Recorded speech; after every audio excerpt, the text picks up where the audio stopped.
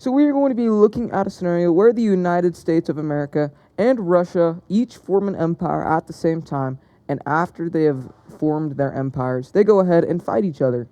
This is a new kind of series of video I'm experimenting with. This video was suggested to me by GFM, so thank you to GFM for that.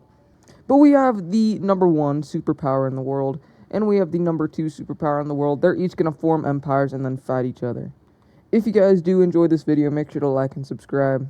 We are on the road to 3,000 subscribers. It would help out a ton if you subscribed. And while you're down there, just like the video. Come on, it's easy. Anyways, let's go ahead and get into this video. Now, the first thing we're going to put into consideration is the alliances both of these two are in. Like how Russia is in the CSTO, we're going to go ahead and ignore the CSTO. And we're also going to ignore NATO. I'm not saying these guys aren't going to make allies along the way, but at the start, they're not going to be in any alliances. And I forgot to color in Kaliningrad. Which one of you already pointed that out in the comments? But I fixed it, so now you can't. You have to go and delete that comment. I'm joking. Don't. I like those comments. But in this, we are actually going to be starting off with Russia, and they're going to go ahead and start their invasion into Ukraine, as you can see right here. I also forgot to give Crimea over to Russia. So we're just going to go ahead and color it in. The Russians are going to make a move to connect up to the Crimean Peninsula, in which they're going to succeed. Russia putting a lot more of their military down over here is going to allow them to push in from the north as well, and start to threaten Kiev, or is it Kiev? I don't know. While also making major bombing runs throughout this coast of Ukraine. We do see Belarus join in on the side of Russia, and they send some troops down into the western part of Ukraine. Ukraine is going to push back a teensy bit, but not much. As we continue to see the Russians push into Ukraine, Ukraine is going to have to put more troops on this front line, which is going to diminish more of their resources. With a Russian naval landing right here, cutting off this part of Ukraine. And soon enough, they're going to lose all coastal access to the Black Sea. It is not looking good for Ukraine. Belarus fully mobilizes their military on Ukraine. And eventually, Kiev is going to be captured by Russian forces.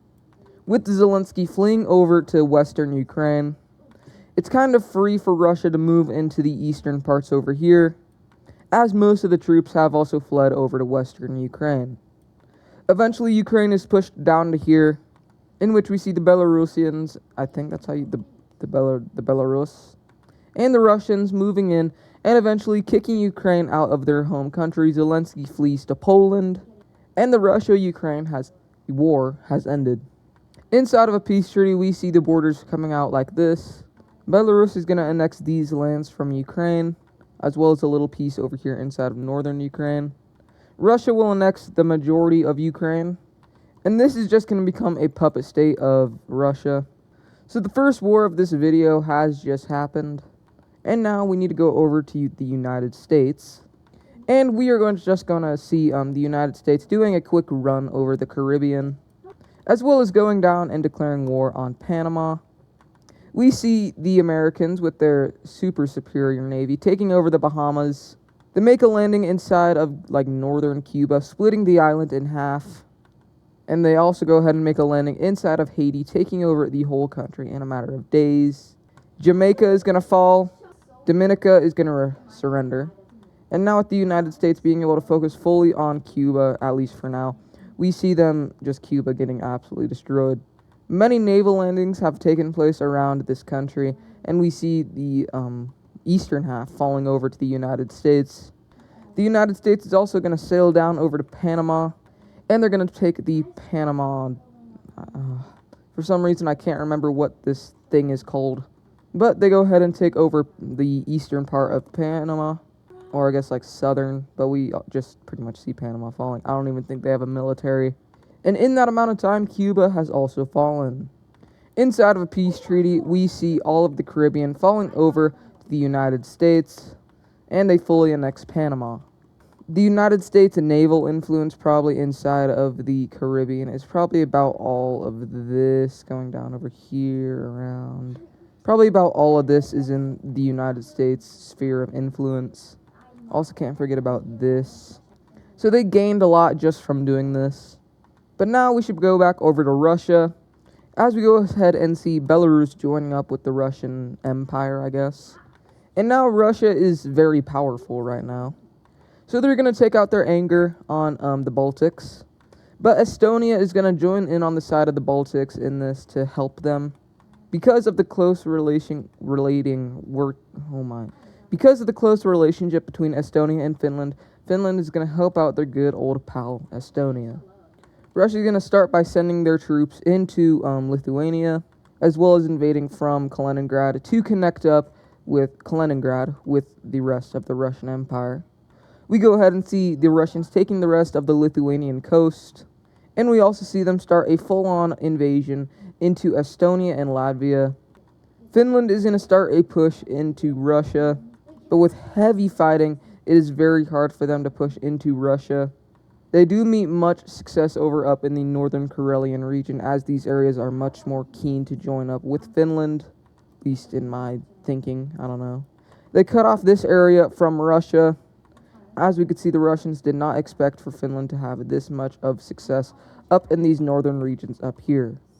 Russia is going to focus in, and they're going to take Tallinn, I think that's the capital.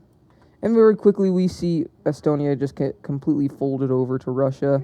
As we continue to see the Russians push down into Latvia, we go ahead and see Lithuania just get completely folded as well. Up over here, we see the Russians push back against the Finnish as they start an invasion into the southern parts of Finland, getting really close to Helsinki. Because of this, the Finnish are going to pull troops off of the Karelia front, in which the Russians are going to start to regain their influence over inside of the Karelian area. A operation goes up and it retakes this little Gulf area. But Finnish troops over here are going to hold up really well to the bigger Russian army. Lithuania is going to completely capitulate over to Russia. Riga is going to be captured. As we see all of the Baltics falling over to Russia, we now see the Russians fully pushing back against the Finnish. And a full-on invasion is going to go ahead and start. The Finnish are going to lose more land up in Karelia. But really, it is not going good for the Finnish over here. And because of this, the Finnish are going to decide to surrender over to Russia, and we could look at a peace treaty. And to no one's surprise, they fully annex the Baltic areas, and Russia is going to annex these regions from Finland. These are just regions they got from spoils. And the Finnish people are no longer the happiest people in the world. That is probably the worst part of this whole war. And before we go over to the American area, we are just going to see the Russians annex their puppet state, and really there was no point in making that a puppet state. Over in the Americas, we see the United States going after Mexico, and we can immediately see them using, the Americans using their new Cuban little island to go ahead and invade into the Yucatan Peninsula, making big gains over here. They also are going to use their new Panama, little exclave, or I guess colony, to make a landing over here. And these two fronts are going quite well until a big Mexican force is going to go ahead and meet them, in which Yucatan does fall over to the United States, but a defensive line is set up right here. And with Guatemala joining in on the war, we do see a pretty significant pushback happen. The same thing happens over here. A big pushback happens. But up in the north, California, or Baja California, is going to get split off from the rest of Mexico.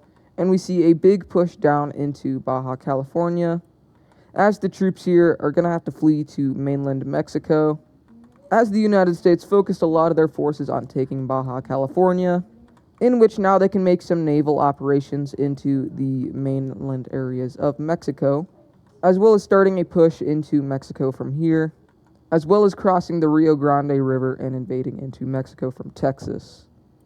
The Cuban little front is going to go ahead and also start a new push into Guatemala and Mexico.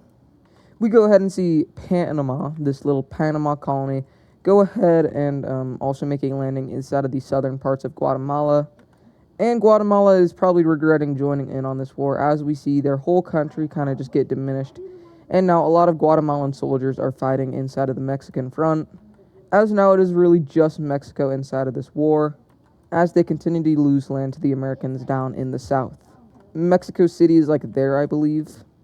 And like we saw in the first Mexican-American War, because I guess this is the second one, We go ahead and see the Americans marching down the coastline and go ahead and start to meet up with the Mexico City. I don't know. They're getting close to They're getting close to Mexico City. I don't know what's happening to me. In which we go ahead and see Mexico City fall over to the Americans. Hopefully Mexico City was right there. And after this, we're just going to see the Mexicans surrendering over to the Americans. And now we could look at a peace treaty. In a peace treaty, we see the Americans first off annex Baja California from the Mexicans, creating a new straight line border right here. We also go ahead and see the Americans annex southern Mexico, while turning the rest of Mexico into a new ally. They do the same thing with Guatemala, changing the government of Guatemala to be a new U.S. ally. And we also go ahead and see the U.S. pick up Finland as an ally. The United States is much more focused on getting new allies. As we see right here, they go ahead and declare war on Belize. And the main reason they're doing this is to change the government of Belize. But instead of changing the government of Belize, they go ahead and give it over to Guatemala. And Guatemala has actually expanded with this. But the Americans are going to start arming their forces for one final invasion. But now we need to go over to Russia. Russia has mainly been focusing on, Europe this whole time, in which I think they should, because this is the area that's going to give them the most military supplies, and I think this is more valuable than like Central Asia or the Caucasus. I don't know about the Caucasus because there's oil down there, and that is exactly where Russia will be going next. We see them, well, first off getting their areas over here that they already have of Georgia, but they also start an invasion down into Azerbaijan, taking over the Caspian Sea areas, and I have no idea where the capital of Azerbaijan, Georgia, or Armenia is. So, we're just going to go ahead and say Azerbaijan completely folds over to Russia. And we go ahead and see Georgia pretty much do the same thing. And Armenia, I would definitely say, is probably the weakest, I believe, out of these three. So they stand even less of a chance. And we see the Russians fully annex all of the Caucasus. After this, we go ahead and see the Russians sending an ultimatum over to Kazakhstan, in which either join us or you're going to die. So they opt to join up with the Russian Empire. Over in Europe, we go ahead and see the Russians pretty much steamrolling Moldova. And for no one's surprise, they're fully annexed. Russia's actually going to pick themselves up an ally inside of North Korea.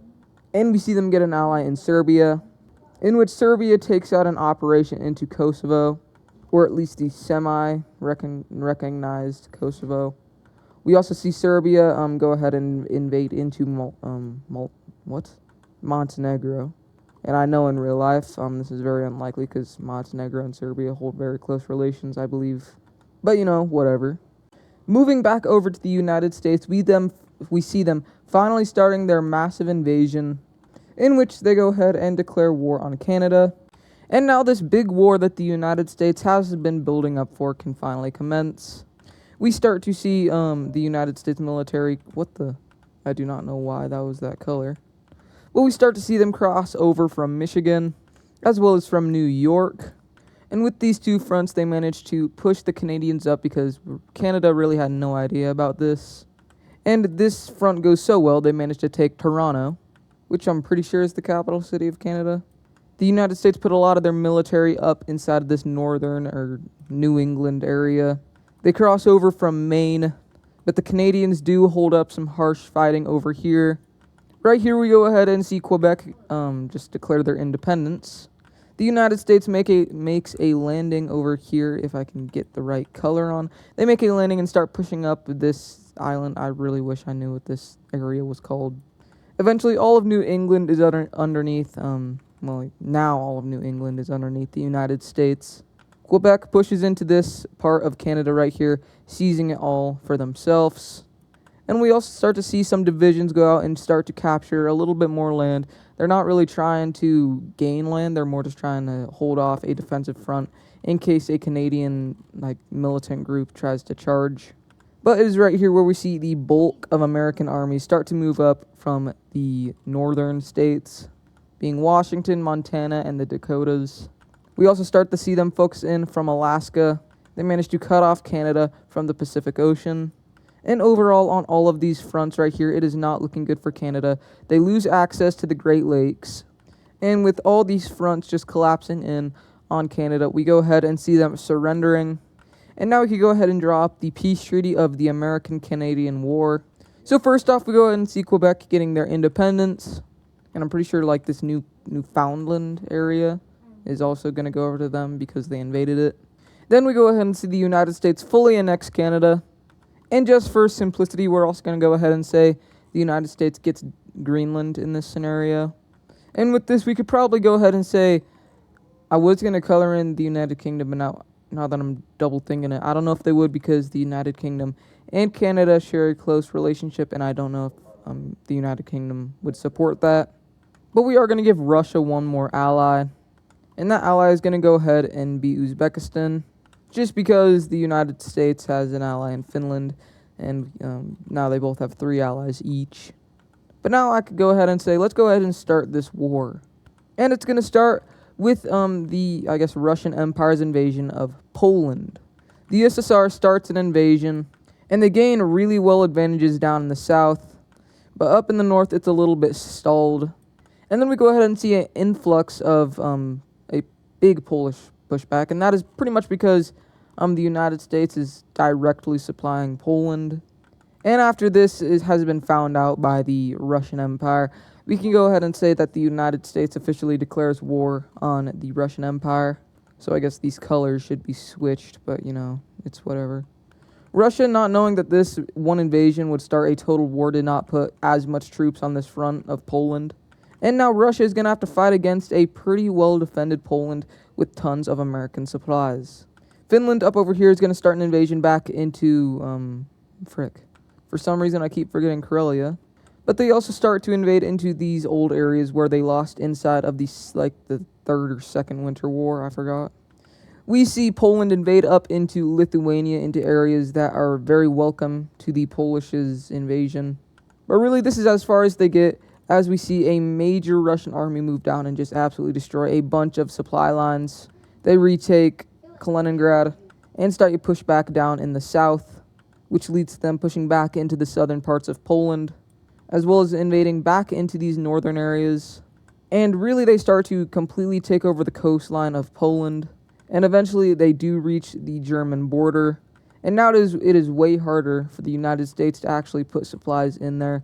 I mean, realistically, they were probably flying it either way, but now the boat supplies that were going to try and get there can no longer. A total pushback happens here, as Poland, they kind of just are getting destroyed. Warsaw, I'm pretty sure it's colored in by now. I think it was like right here. But Warsaw is taken. And we go ahead and see the collapse of the Polish state. And really, this war is going to be very hard to fight between these two because they're not connected. But we probably do see a lot of fighting over in the Siberian region, because whoever wins this is probably going to determine who wins the war. Over here, Russia is going to go ahead and push back the Finnish up in the north. And, well, the Finnish are kind of just left here after Poland died. The Russians move over and take Helsinki, which once again forces the surrender of Finland. Now, this scenario is fairly unrealistic because really NATO would get involved, but that's not enabled. And China would most definitely get involved either on Russia's side or the United States side. More likely, I'd say Russia's side, but we're going to be leaving them out. Over here, we see the very first United States landing inside of Siberia, as the American Superior Navy has dominated against the Russians, even though it's like mostly ice right here. We're going to ignore that.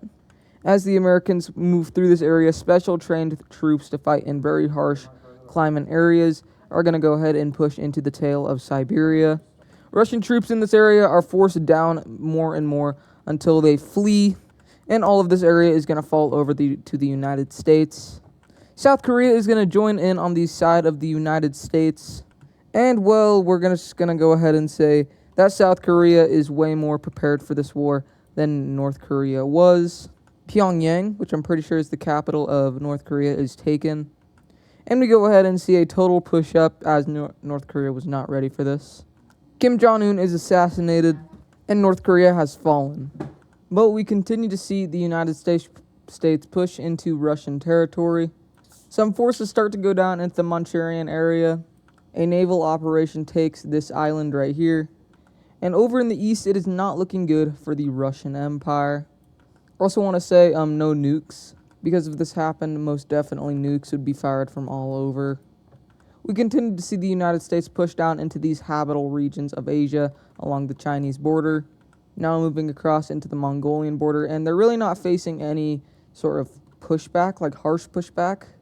That's because the majority of Russian troops are over here, but they're slowly making their way across. They reach the Baikal Lake, and after they completely surround the lake, the bulk of the Russian forces is actually going to go ahead and meet them, in which they get pushed back all the way to Lake Baikal, in which this is kind of like a buffer zone between the two. But special trained forces from the Americas are going to go ahead and go around these forces, and eventually they're going to go ahead and cut off from around the side of the major Russian army in this area. We then see some operations go up and encircle these troops as it all falls over to the United States. The Russians have just lost many troops right here. It is right here where Uzbekistan, Serbia, they both leave the war. The Caucasus rebel away from the Russian Empire. The Baltics declare their independence along with Ukraine. We see the Ukrainians work together with the Baltics to cut off Kaliningrad. I almost said Karelia. The Caucasus push up and take over the rest of the Caucasian area, as we see all of Siberia fall over to the United States. The Baltics take Kaliningrad. Finland is just going to go ahead and rebel away and restart their invasion into Karelia. And they even reach down and almost take Petersburg. But the Russian army is pretty much incompetent. And we actually see it falling to some Baltic troops. It is right here where the Ukrainian army is going to go ahead and reach Moscow. Not even the American army. And it is right here where they declare the end of the Russian Empire. And pretty much Russia as a state is pretty much done. As we can go ahead and look at a peace treaty, this was a fairly one-sided war, as North America or the United States of America pretty much won this war easily. And I don't want to say easily because they probably lost even more troops. I don't know about that. They probably lost a lot of troops invading into Siberia. But we can go ahead and look at a peace treaty. Starting off over here, we see South Korea take over all of North Korea. In the areas the United States invaded, they make it into the new Republic of Siberia. Who knows how strong this is, and with the neighboring China, who knows if this is going to stay alive for that long. We got to have knockoff Kazakhstan. It's like a bigger version of Kazakhstan. The Baltics and Belarus are released. Finland gains all of these lands. Poland gains this. And we have like a new Kievan Rus state forming between Moldova, Ukraine, and Russia. It's probably going to have a dual capital system with Kiev and Moscow both being the capitals. And that is probably going to do it for this video. If you guys enjoyed it, make sure to like and subscribe.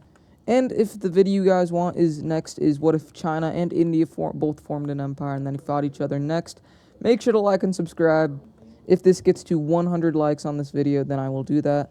And if the views are good enough.